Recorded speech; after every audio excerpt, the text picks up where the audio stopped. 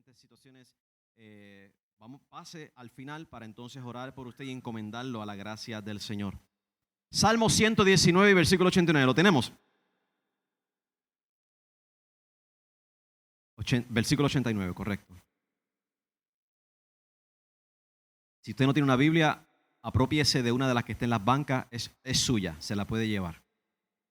Pero están en español. Si la necesita en inglés, también buscaremos cómo acomodarla. All right, leo en el nombre del Señor. Para siempre, oh Señor, tu palabra está firme en los cielos. Leo nuevamente. Para siempre, oh Señor, tu palabra está firme en los cielos. Palabra de Dios. Soberano Rey y Dios, te doy gracias en esta mañana, en este mediodía ya, por la oportunidad que tengo de poder exponer otro mensaje más, otro sermón más con la congregación. Gracias por este privilegio que me das. Te pido ahora que en el poder de tu Espíritu me unjas, me uses y llegues al corazón de cada hermano, como oró la hermana María al principio del servicio. Que pueda llegar e irse con nosotros a nuestros corazones, en nuestras mentes, en nuestro ser, lo que de aquí se exponga en esta mañana. Te pido que haya convicción de tu Espíritu, que haya consolación, que haya ánimo, edificación de parte de tu Espíritu en la vida de todos nosotros y todos los que estarán con nosotros. Por medio de Jesús el Señor. Y la iglesia dice, se puede sentar. Hoy seguimos nuestra serie de presentaciones de nuestros valores fundamentales. So today we continue our series exposing or presenting our core values. Y decíamos que los valores fundamentales son los principios y creencias que le dan a la congregación identidad y guía nuestra vida o nuestra manera de vivir. Lo hace tanto de manera individual como lo hace de manera colectiva. No es algo que yo cumplo porque simplemente estoy aquí congregado en un día específico, sino que es algo que llevo conmigo a donde quiera que yo voy. Es parte de lo que yo valoro, es parte de lo que es mi práctica, es parte de lo que me identifica a mí como un hijo de Dios, como un creyente en Cristo y como un covenant partner, un miembro de pacto de la iglesia, Juan 3:16 de City Line. Cada uno de ustedes que son miembros de esta congregación y que están ya con nosotros y aspiran a esto, usted cuando está fuera de este lugar, usted nos representa a nosotros. Donde usted va, allá a su trabajo, allá a la escuela, allá a la tienda, allá al supermercado, el laundry, donde quiera que usted va, usted está representando a Juan 3:16. Allí estoy yo con usted. Allí usted me lleva en los hombros. Allá usted lleva a la congregación por igual cuando usted está allí. ¿Por qué? Porque si le preguntan a usted de buenas a primera, en una conversación con alguien, hey, ¿y a qué iglesia tú vas? Sí, yo voy a la iglesia Juan 3:16 City Line. ¿Dónde? En el 85 de Fourville, allí en Brooklyn, New York. Entonces ya esa persona va a ir a Google, va a buscar, porque todo el mundo antes de venir aquí ha ido a Google, ¿sabe? Todos los que han venido aquí, antes de poner sus pies aquí, han ido a Google y han puesto, ¿quiénes son esta gente? Que no sean raras. Mira, si eso es una iglesia. Pues cada vez que usted se para en algún lugar, usted representa a esta congregación y usted lo representa con sus valores, los cuales usted practica, despliega en frente de otros. Hoy hablamos entonces de nuestro segundo valor fundamental. Hoy hablamos de la palabra de Dios. La iglesia Juan 3:16 City Line cree que la palabra de Dios es nuestra guía de fe y de conducta. Y esto lo arrancamos del texto famoso que aparece en 2 de Timoteo, capítulo 3, 16 y 17, donde dice Pablo a Timoteo, toda escritura es inspirada por Dios, por tanto tiene que ser perfecta. Y es útil para enseñar, para reprender, para corregir, para instruir en justicia, a fin de que el hombre de Dios sea perfecto, equipado para toda buena obra. Así que en todas las cosas, en todas las esferas de nuestra vida, la palabra de Dios nos equipa, nos enseña, nos guía y también nos corrige cuando hay áreas que tienen que ser mejoradas o tienen que ser cambiadas o tienen que ser desprendidas. Simplemente, that's it. We need to get rid of those things. Y otras cosas que la palabra nos dice, ok, you get rid of those things, pero hay unas cosas que tienes que adquirir. y esas solamente las vas a encontrar en la palabra de Dios. Cuando decimos que la palabra de Dios es nuestra guía de fe, nos referimos a que creemos que la Biblia tiene escrito todo lo necesario que debemos creer como revelación de Dios. ¿Okay? Y cuando decimos que la palabra de Dios es nuestra guía de conducta, nos referimos a que la Biblia nos enseña cómo debemos comportarnos en la vida. ¿Okay? Así que podemos concluir que Juan 3:16, City Line, valora la palabra de Dios como la más alta autoridad que determina lo que debemos creer y cómo nos debemos comportar. Dije la más alta autoridad, no dije la única autoridad. La palabra de Dios es la más alta. Hay otras autoridades. Está el matrimonio como padres, esa es una autoridad, los padres sobre los hijos. Está el gobierno sobre los ciudadanos. Está la iglesia en congregación. Pero sobre todas estas autoridades está la palabra de Dios. Así que entendamos bien que Juan 3:16 ve así la Biblia. That is the context in which we see the scriptures as the highest authority above men, given to men. Y debo añadir que en la palabra de Dios es la que nos nutre, es la que nos ministra y es la que nos empodera en todas las cosas. Así que la palabra de Dios encierra todas las cosas necesarias que Dios quiso que fuesen dadas a conocer y practicadas a nuestras vidas. Pero de tantas cosas que puedo decir de la palabra de Dios, hoy quiero concentrarme en este versículo de este salmo en particular. Este es el salmo más extenso de todos, si usted se pudo dar cuenta. El salmo 119 es el salmo más extenso. Él cuenta con 176 versículos. En las clases de grupos pequeños, usted podrá tener la oportunidad de expandir más en el tema, y me refiero a los que van a dar estas clases. Usted podrá expandir más de lo que yo le voy a dar aquí. Solamente les voy a dar un frame del cual usted puede ir construyendo y poniendo paredes después que no se salga de sitio. El Salmo 119 es una exposición de la palabra de Dios.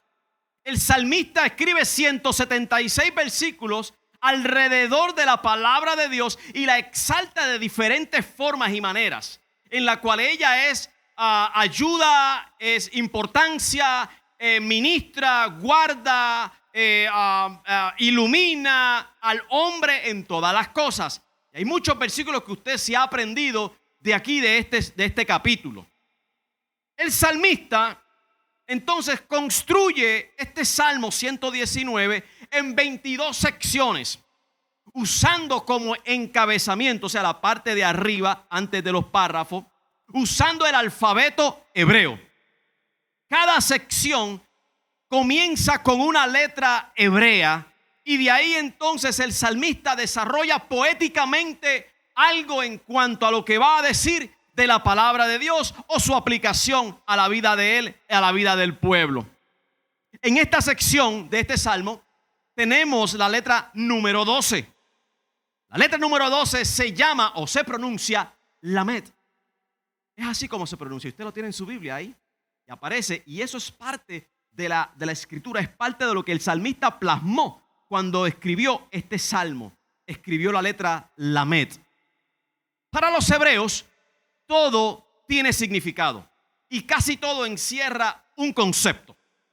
Los números y las letras no son meramente números y letras. Ellas representan o enseñan algo más profundo o importante para el hombre. La letra Lamed está asociada a la enseñanza y a la sabiduría, y también está asociada a la dirección y a la autoridad. La razón por la cual los judíos la asocian o la asociaron a dirección y a la autoridad es porque la letra Lamed en hebreo parece una vara de pastor. Así como usted ve la vara, así se escribiría más o menos la letra Lamed. Y ellos la asocian a la dirección y a la autoridad con la cual un pastor dirige a sus ovejas, que tiene que dirigirlas y darle dirección, pero de tanto en tanto tiene que hacerlo con autoridad. ¿Por qué? Porque la oveja tiende a como que salirse del camino y él tiene que alarla y alarla con autoridad para que ella no se pierda y no le ocurra algo malo. Así que los pastores, en su función de pastor, dirigen ovejas y con autoridad las protegen y las ayudan. En esta sección del Salmo 119, el salmista quiere exaltar ciertos atributos de la palabra de Dios, de tantos que él hace a través de las otras secciones. El salmista comienza esta sección diciendo que la palabra de Dios es eterna y que la palabra de Dios no cambia. Y como dije al principio, la Biblia tiene mucho que decir de la palabra de Dios. En otras palabras, la Biblia habla mucho de sí misma. Es la forma en que Dios así inspiró a los escritores a que hicieran una defensa de la Biblia hablando de ella misma. En esta ocasión me voy a limitar a observar la realidad de que la palabra de Dios es eterna y que la palabra de Dios no cambia. Y cómo esa realidad es relevante a nuestras vidas. Por lo tanto, va a ser mi tarea hoy tratar de comunicarles a ustedes la importancia de que la palabra de Dios la entendamos como lo que es eterna y la entendamos como lo que es no cambia. La palabra de Dios es eterna. Punto número 1. El salmista escribe: para siempre, oh Señor, tu palabra está firme en los cielos. La palabra siempre es la que describe en este salmo que la palabra de Dios es eterna. Esa palabrita ahí, siempre, es lo que explica o enseña que la palabra de Dios es eterna. Y la palabra siempre en este salmo, la palabra que él va a usar es la palabra olam. Y le estoy hablando en un idioma raro aquí, olam, pero le voy a explicar la importancia del olam. Olam es la palabra que se va a usar para describir a Dios como el Dios eterno. En otras palabras, que Él siempre ha existido, que Él no ha tenido principio y que Él nunca tendrá fin. Eso es lo que significa eternidad. Algo que nunca ha tenido principio y algo que nunca tendrá fin. En Génesis 21:33, Abraham le llamó a Dios el Olam, el Dios eterno. En Deuteronomio 33:27, Moisés dice: el Dios eterno es tu refugio y sus brazos eternos te sostienen. Así que tanto Abraham como Moisés describen a Dios como el Dios eterno. Lo único que Moisés le añade, Él es el refugio eterno y no temporal. Y describe sus brazos como un sostén eterno y uno que no es temporal. Y hay una gran diferencia entre algo eterno y algo que es temporal. Hay una frase que se dice mucho o se menciona mucho y que dice: nada es eterno en la vida. Algunos lo usan. Y esta frase se refiere a que las cosas se acaban o dejan de ser. Simplemente o desaparecen o mueren y no hay más evidencia de ellos, no hay más existencia de ellos. Pero esa frase no se puede aplicar a Dios. Lo primero que nos deja saber la Biblia, a principio que usted la abre en esa primera página, en Génesis 1:1, es que Dios es eterno. Y lo dice de la siguiente manera: en el principio creó Dios los cielos y la tierra. Significa que Dios ya estaba presente antes de que todas las cosas existieran. Así que tenemos la evidencia interna de la palabra misma que nos dice, nos enseña, nos comunica que Dios es eterno, que Él nunca ha tenido un principio y por supuesto nunca tendrá un final. La pregunta es: ¿cómo está relacionada la palabra de Dios con Dios? Bueno, la contestación es que sí, así como Dios es eterno, así sus palabras tienen que ser eternas. Porque ellas siempre han estado en Dios.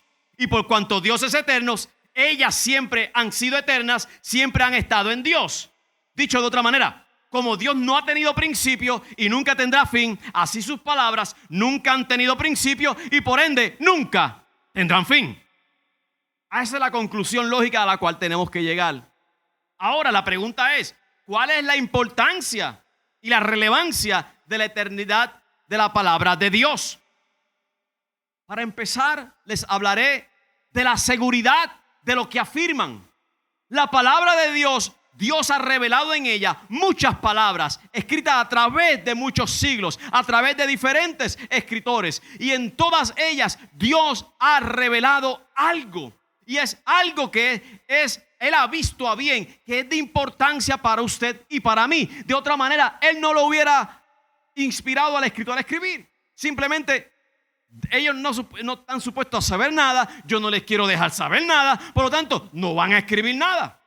Pero si Dios tomó el tiempo, ¿para qué? Para inspirar a estos escritores, para que ellos escribieran lo que Él les iba a dar, lo hizo con el fin de que fuese de nuestra seguridad, para entonces poder nosotros confiar, que es lo segundo que entendemos que obtenemos de la eternidad. Ellas son confiables en lo que prometen. ¿Sabe cuántas promesas hay en la Biblia? Hay un sinnúmero de promesas y todas ellas pueden ser creídas, podemos confiar en ellas. Son creíbles en lo que revelan porque siempre han sido, no han tenido un tiempo de comienzo. Y como no han tenido un tiempo de comienzo, siempre han sido esa realidad, siempre han sido una verdad. Por lo tanto, son seguras, son confiables, son creíbles y por lo tanto no necesitan ser revisadas. No necesitan ser revisadas. Así que ellas tienen relevancia en todas las épocas. Tienen aplicación en todas las etapas de la vida. Cuando somos jóvenes, cuando somos ancianos, ellas tienen una relevancia continua en nosotros. ¿Sabe que la palabra de Dios no hay nada nuevo en la palabra de Dios? Usted mañana no va a leer un capítulo nuevo. Usted mañana no va a leer un versículo nuevo. Usted mañana va a abrir la Biblia y va a ver las mismas palabras. Cuando usted mañana abra la Biblia, usted va a abrir la Biblia en el Salmo 119, versículo 89 y va a leer lo mismo.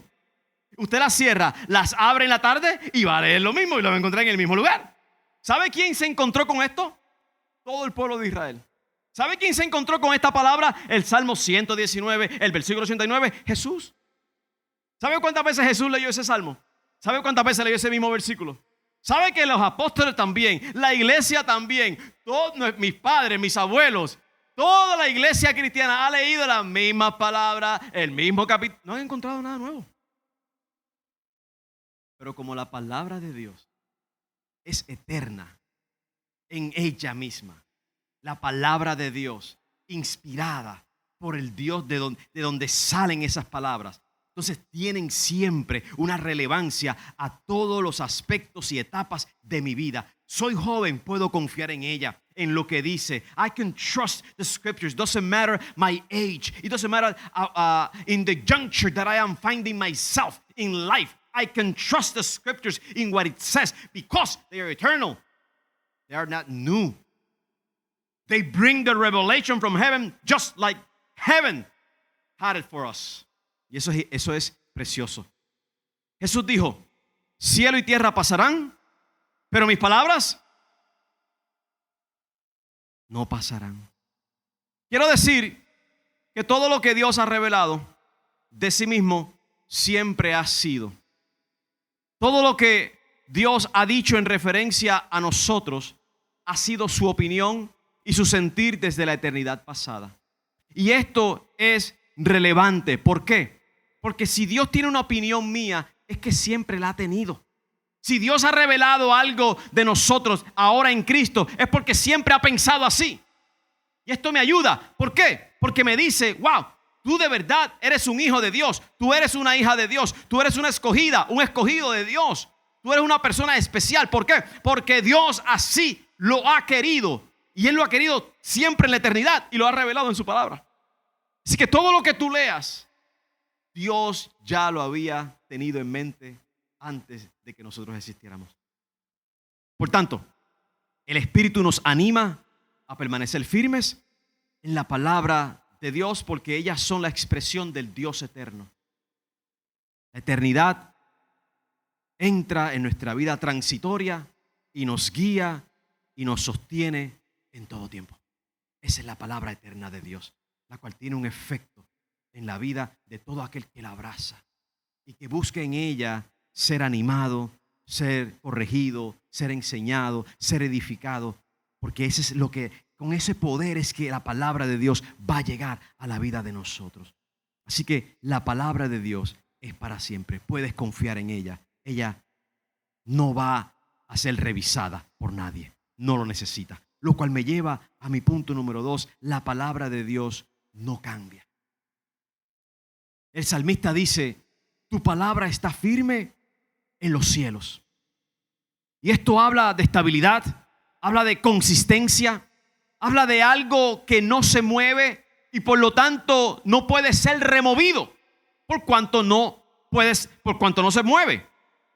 Por ejemplo, en Washington D.C., nuestra capital, se erigió lo que se llama el monumento a Washington o de Washington. We have in Washington D.C. what we know as the Washington Monument. Y esto es un obelisco. ¿Usted sabe lo que es un obelisco? Bueno, mis hermanos dominicanos saben porque ellos tienen uno allá en la República Dominicana. Un obelisco. Este obelisco de Washington, el monumento de Washington, mide 555 pies de altura. Y llegó a ser la estructura más alta del mundo hasta el 1884. So, till 1884, Washington Monument was the highest and tallest structure in the world. Okay? No sé qué otra cosa hicieron después. Maybe el Empire State Building, maybe, I don't know. Algo construyeron que fue más alto que esto, no sé qué fue. Ese monumento se levantó con la intención de nunca ser removido de aquel lugar. Usted puede ir allí y retratarse, usted puede ir allí, y pasarla bien en Washington, pero yo lo reto a hacer usted algo cuando vaya a Washington la próxima vez. Usted vaya solo o vaya con un grupo. Le aconsejo que vaya con un grupo, ¿ok? Y usted se pone en cualquier parte, porque son 4 partes, ¿no? North, South, East o West. Y usted logre con toda su fuerza empujar ese obelisco. Y trate de moverlo un poquito para el lado. Porque usted quiere tomarse una foto y el obelisco está en el medio. Right? Usted dice, vamos a moverlo. Trate a ver. Se va a encontrar con la realidad de que ese monumento tuvo la intención de estar puesto allí para permanecer allí, firme para que todos lo vieran. Fue construido con la intención de no ser removido. Igualmente la Estatua de la Libertad, igualmente las pirámides de Egipto y todos estos otros monumentos de los cuales nosotros vemos o edificios que se han construido en estos lugares, se han construido con la intención de no ser movidos por nada y que nadie los pueda mover. Es una maravilla, ¿sabe? Las pirámides de Egipto. Cómo eso ha durado ahí por miles de años y le ha dado tanto sol y tanta lluvia y tanto viento. Y esas estructuras, aunque han perdido parte de lo que se llama la parte de la cara, el facade, ha perdido parte. Pero esa estructura como tal, enorme y grande que es, no ha sido removida de allí. No ha habido ejército que la pueda mover. No ha habido maquinaria inventada que la haya podido mover. Simplemente es imposible. Las rocas son hasta parte del tamaño de la mitad o de alguna sección de esta pared de aquí. En unas cosas enormes, de grandes que son. Porque se construyeron con la intención de no ser removidas. Todo esto que le digo para decir que la palabra de Dios, al estar anclada y amarrada a Dios mismo, por naturaleza y por necesidad, no puede ser cambiada, no puede ser removida, no puede ser sacudida, no puede ser empujada. La palabra de Dios simplemente no puede ser reemplazada, renovada, cambiada en nada, porque es la palabra de Dios que por estar en Dios mismo no puede ser movida por nada. Ella no cambia. Eso quiere decir entonces que la revelación que ha venido a nosotros a través de la palabra, o sea, lo que vemos, lo que vamos a creer, eso que yo voy a creer, eso que yo voy a leer todas las mañanas, en eso lo que yo voy a hacer, en eso que yo voy a ser instruido en los grupos pequeños, en eso que yo mismo voy a leer en mis devociones, en eso que yo voy a leer, que voy a poner mi mirada, mi mente, mi corazón, eso que yo estoy leyendo tiene la intención de parte de Dios de nunca ser removida ni cambiada en todo lo que ella dice. Lo que Dios dijo una vez, se ha comprometido de decirlo siempre. Lo que Dios ha prometido en una vez, lo ha prometido cumplirlo siempre. Si Dios le prometió a Abraham algo, a nosotros también Él se compromete a cumplir lo que le cumplió en su tiempo a Él. Por supuesto, yo no tengo una Sara para que dé a luz a los 90. Para que me dé un hijo. Pero así como Dios fue fiel en cumplirle sus promesas, así Dios va a ser fiel en cumplirnos a nosotros sus promesas. Así que las promesas de Él siempre van a tener cumplimiento. Nunca se van a expirar, nunca se van a mover, nunca se van a cambiar. Porque están ancladas y están asociadas al carácter de Dios. Así como Dios no cambia, su palabra no cambia. Eso quiere decir que las palabras dadas en forma de dirección, en forma de guía, en forma de instrucción, son dignas de ser seguidas. Si usted ha leído la Biblia y dice, pastor, yo no entiendo el libro de Apocalipsis, pues no lea el libro de Apocalipsis todavía. Pues no lo lea todavía. Pastor, es que yo no entiendo el profeta Isaías, pues no lea Isaías todavía. No lo lea, déjalo ahí un ratito. Léase los evangelios, lea los salmos, lea el Pentateuco, lea otras áreas de la Biblia donde claramente nos informan, nos hablan de Dios y de la grandeza de Dios y de su creación y de nosotros como sus hijos y de la relación que tenemos con Él y de las bendiciones que vienen sobre el pueblo de Dios y cómo aprendemos de toda la gama de información que Él ha revelado en su palabra. Porque les quiero decir que hay más cosas claras en las Escrituras que las oscuras. Pero si usted quiere irse para Apocalipsis, pues bueno, entonces, ¿qué puedo decir? ¿Qué puedo hacer? Vamos a Apocalipsis después. Pero la palabra tiene muchas cosas que le da dirección. ¿Cómo debo de vivir? ¿Cómo debo enfrentar los desafíos de la vida?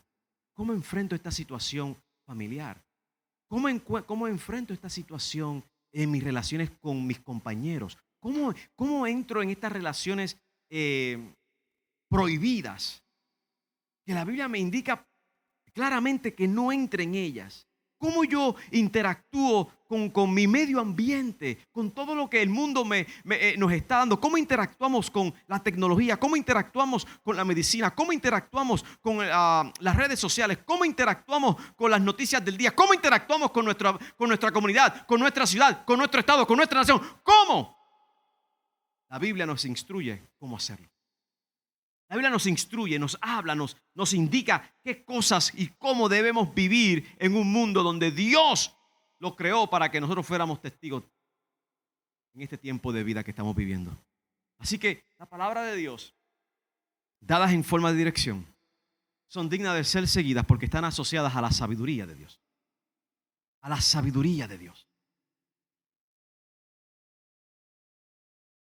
Si queremos ser sabios, tenemos que aprender de que es sabio sobre todas las cosas. Y esa sabiduría Él la ha dado aquí en su palabra. Aquí encuentras mucha sabiduría.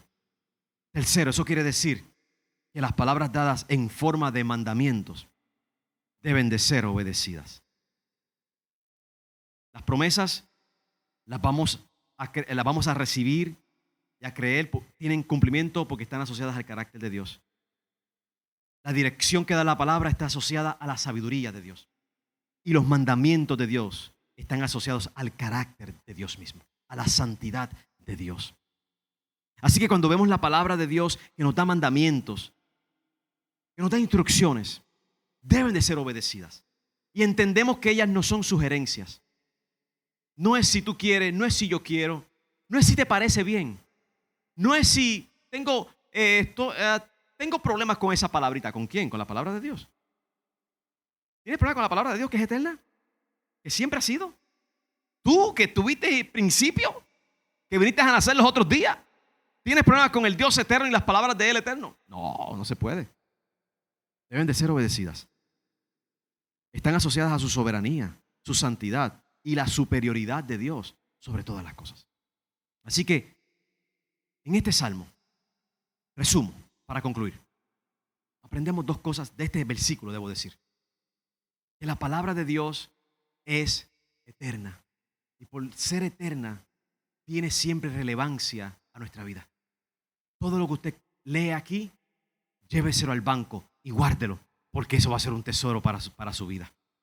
Y la palabra de Dios, número 2, no cambia, porque está asociada al carácter mismo de Dios, que Él no cambia. Él es el mismo.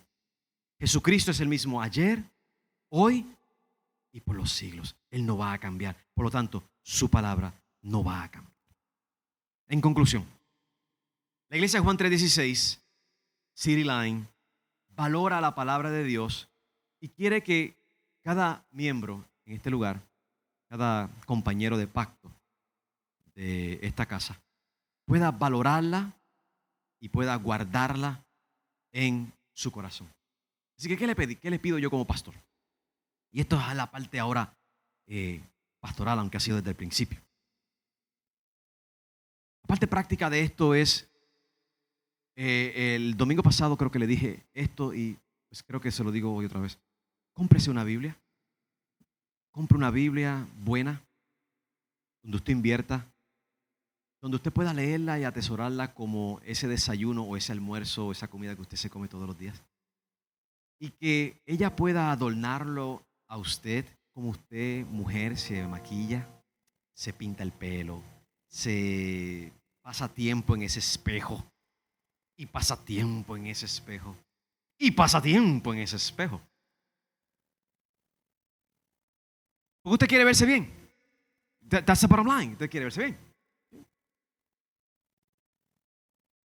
En la iglesia vamos a quitar todos los espejos para que no se me quede mucho tiempo en el baño. ¿Sabe que el pastor Cabrera quería quitar los espejos de la iglesia? Porque la gente se iba a verse, salían de aquí a verse en el espejo.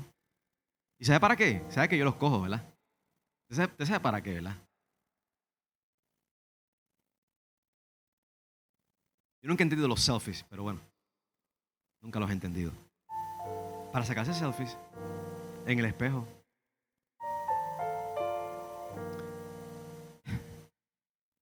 Los voy a quitar para que no pierda mucho tiempo allá abajo en el baño. Cómprese una Biblia y la Biblia verdaderamente es nuestro espejo. Porque la Biblia, mientras más pasemos tiempo en este espejo, más vamos a poder ver dos cosas. ¿Ok? Dos cosas. Sí, vamos a ver nuestras imperfecciones. Vamos a ver los barritos, las arrugas, las verrugas y los pellejos y todas estas cosas. Los que son hombres van a ver las entradas más grandes, se van a ver más calvos, qué sé yo, las narices van a ser más grandes, las orejas se van a caer más. Welcome to age. Pero también vamos a ver, mientras nos vamos arreglando, me veo bien, me estoy adornando, me veo bien, wow, me veo bien vestido. O sea que vamos a ver dos cosas, vamos a ver nuestras imperfecciones, pero también vamos a ver nuestros arreglos, cómo nos vamos viendo mejor. Porque la palabra de Dios nos va a cambiar y nos va a hacer más hermosos y más hermosas. Porque el Espíritu de Dios se va a encargar de usar esta palabra que Él inspiró para ponernos más lindos a nosotros, más hermosos, para que nos parezcamos más a Cristo. En carácter y en acciones, en actitudes y en obras. Así que compre una Biblia y haga la parte de su vida. ¿Okay? Yo sé que están en los aparatos, ¿ok? Yo tengo también aquí, ¿ok? Pero cómprese una como esta. Y cárguela con usted. Y léala. Y subráyela. Pase tiempo en ella. Y usted va a ver cómo la eternidad de la palabra de Dios va a ser relevante a su vida. Así que, segundo, venga a los grupos pequeños. ¿Por qué? Porque allí estamos discutiendo y abriendo más la palabra de Dios y viendo versículos en particular. Abrimos el pasaje. Hoy estábamos en Mateo 1, 18 al 25. Y discutíamos el versículo 19. Y nos quedamos ahí estancados en el versículo 19 un rato. Y ay, para atrás y para adelante en el 19. Y después cuando fuimos al 20, al 21, ahí nos quedamos otra más. Y nos quedamos después en el 24 y nos quedamos porque no terminé la clase. Porque ya era tarde. Entonces vemos cómo la palabra de Dios comienza a ser parte de nuestra vida, de nuestra discusión, de nuestra formación. Y es ella la que va a hacer que usted y yo seamos creyentes más fuertes en el Señor. Y crezcamos en el Señor. Y seamos más efectivos en la obra del Señor. Porque yo sé que todos ustedes quieren ser efectivos en la obra del Señor. ¿Cuántos dan un amén por eso? Pues póngase en pie conmigo entonces. Nos ponemos todos en pie.